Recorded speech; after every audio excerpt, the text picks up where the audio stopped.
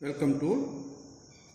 हम वर्ग और वर्गमूल यानी स्क्वायर एंड स्क्वायर रूट कर रहे थे एक्सरसाइज 6.1।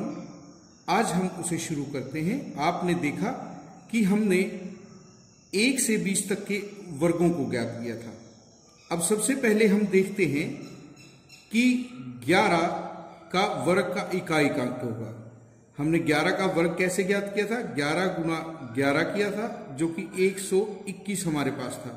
यहां इकाई का अंक हमारे पास क्या है? 1 है। 12 का वर्ग 12 गुना 12 से हमने ज्ञात किया था, जो 144 था। यहां पर हमारे पास इकाई का अंक जो है 4 है।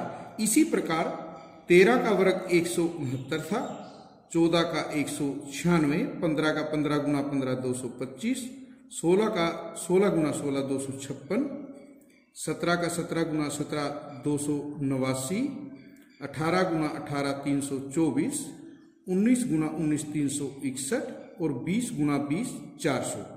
अब यहां पर इकाई का अंक हमारे पास 9, यहां पर 6, यहां पर 5, यहां पर 6, यहां पर 9, यहां 4, यहां 1 और ये हमारे थे इकाई के अंक। ये आप देख सकते हैं। एक विशेष बात, जब हमने 20 का वर्ग किया तो हमें 400 प्राप्त हुआ। यहां शून्यों की संख्या सम है, आपने ये याद रखना है। सम शून्यों की संख्या होगी। अब हम क्वेश्चन देखते हैं। हमें कुछ संख्याएं दी गई हैं, उनके वर्गों के इकाई के अंक हमें बताने हैं। आपको याद रखना है, किसी भी संख्या में यदि इकाई का अंक 1 है, उसके वर्ग का इकाई का अंक 1 होगा।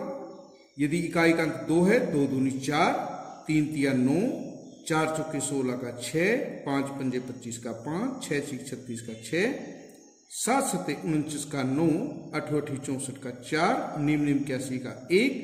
और यदि हमारे पास एक शून्य है तो उसके वर्ग में 2 शून्य अंत में होंगी। इसी नियम का प्रयोग करते हुए आइए हम क्वेश्चन करते हैं। सबसे पहली संख्या हमारे पास 81 है। आपको सिर्फ इकाई का अंक बताना है, तो इकाई के अंक का ही वर्ग हम करेंगे। 1 गुना 1 क्या होता है? 1। तो इकाई का जो अंक होगा वर्ग का वो 1 होगा। यहां हमारे पास इकाई का अंक 2 है, तो सिर्फ हम 2 गुना 2 इसका 2 का वर्ग करेंगे, जो कि हमारे पास 4 है। यहां हमारे पास दोबारा देखिए, 272 में इकाई का अंक क्या था? 2। 2 का वर्ग हम करेंगे तो हमारे पास यूनिट डिजिट यानी इकाई का अंक जो वर्ग का वो क्या होगा? 4। 9 यदि हमारे पास है तो 9 का वर्ग हम करेंगे। 81 के लिए हमारे पास क्या होगा? 1।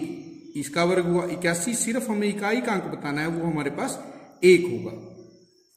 तो यहां पर हमारे पास 3 है। 3 का वर्ग हम देखते हैं क्या होगा? 9। आप कहेंगे इकाई का अंक 9 होगा। 4 हमारे पास है, 4 का वर्ग 16, तो इकाई का अंक हमारे पास 6 होगा। 7 का वर्ग जब हम करेंगे 49, इकाई का अंक हमारे पास क्या हुआ? 9। 8 का वर्ग हम करें तो हमारे पास 64 और इकाई का अंक हमारे पास सिर्फ 4। यानी जब भी हमें किसी संख्या के वर्ग का इकाई का अंक बताना है तो उस संख्या के इकाई के अंक का हम वर्ग करेंगे। एक शून्य यहां पर हमारे पास है, तो इकाई के अंक में भी हमारे पास शून्य होगा और शून्यों की संख्या सम होगी। यहां आप देख सकते हैं 9th पार्ट में 6 है। 6 का वर्ग जब हम देखते हैं 36 होता है, तो यहां पर इकाई का अंक हमारा 6। 5 गुना 5 हमारे पास 25 होता है, तो इकाई का अंक हमारे पास क्या होगा? 5 होगा। तो आपको ध्यान रखना है, किसी भी संख्या के वर्ग का इकाई का अंक यानी यूनिट डिजिट ऑफ स्क्वायर जब आपको निकालना है तो आपको सिर्फ इकाई के अंक का ही वर्ग करना है। क्वेश्चन नंबर 2, निम्न संख्याएं स्पष्ट रूप से पूर्ण वर्ग संख्याएं, जिसे हम परफेक्ट स्क्वायर कहते हैं, नहीं है। हमारे पास जो संख्याएं दी हैं नॉट परफेक्ट स्क्वायर हैं, वो पूर्ण वर्ग संख्याएं नहीं हैं। हमें उनका कारण बताना है। आप सबसे पहले देखिए पूर्ण वर्ग संख्याएं कौन कौन सी थी। पूर्ण वर्ग संख्याओं में इकाई का अंक हमने देखा 1, 4, 9, 6 और 5 था। 1 का वर्ग 1, 2 का वर्ग 4, 3 का वर्ग 9, 4 का वर्ग 16 के लिए इकाई का अंक 6, 5 का वर्ग 5 गुना 5 25 के लिए 5। तो हमें ये याद रखना है, जिन संख्याओं में इकाई का अंक ये होगा तो वो पूर्ण वर्ग हो सकती हैं, और या शून्यों की संख्या जो अंत में है वो सम हो, तभी वो पूर्ण वर्ग संख्याएं हो सकती हैं। हमारे पास पूर्ण वर्ग संख्या नहीं होगी यदि इकाई का अंक 2, 3, 7 या 8 हो और शून्यों की संख्या अंत में विषम हो।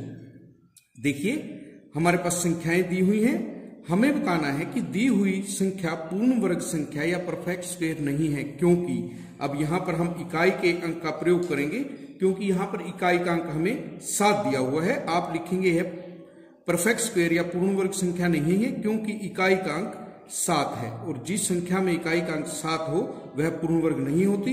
यहां इकाई का अंक हमारे पास 3 है, यह पूर्ण वर्ग संख्या नहीं है। यहां हमारे पास इकाई का अंक 8 है, इसलिए पूर्ण वर्ग संख्या नहीं है। यहां पर हमारे पास इकाई का अंक 2 है, इसलिए यह पूर्ण वर्ग संख्या नहीं है। यहां पर आप देखें तो अंत में शून्यों की संख्या विषम है, यहां पर 3 शून्य है, हम कहेंगे अंत में शून्यों की संख्या विषम है, जबकि पूर्ण वर्ग संख्या में हमारे पास शून्यों की संख्या सम होती है। नेक्स्ट पार्ट में आप देख सकते हैं इकाई का अंक हमारे पास 2 है, इसलिए यह पूर्ण वर्ग संख्या नहीं है। यहां पर शून्यों की संख्या 3 है जो कि हमारी विषम है, हम कहेंगे अंत में शून्यों की संख्या विषम है। और यहां पर 1 शून्य है जो कि विषम संख्या है, यहां भी हम कहेंगे कि शून्यों की संख्या जो है वो अंत में विषम है।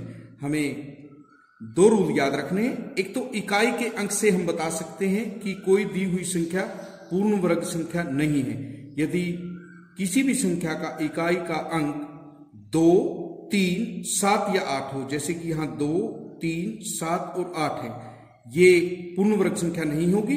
और शून्यों की संख्या अंत में यदि विषम हो तो भी वो दी हुई संख्या पूर्ण वर्ग संख्या नहीं होगी।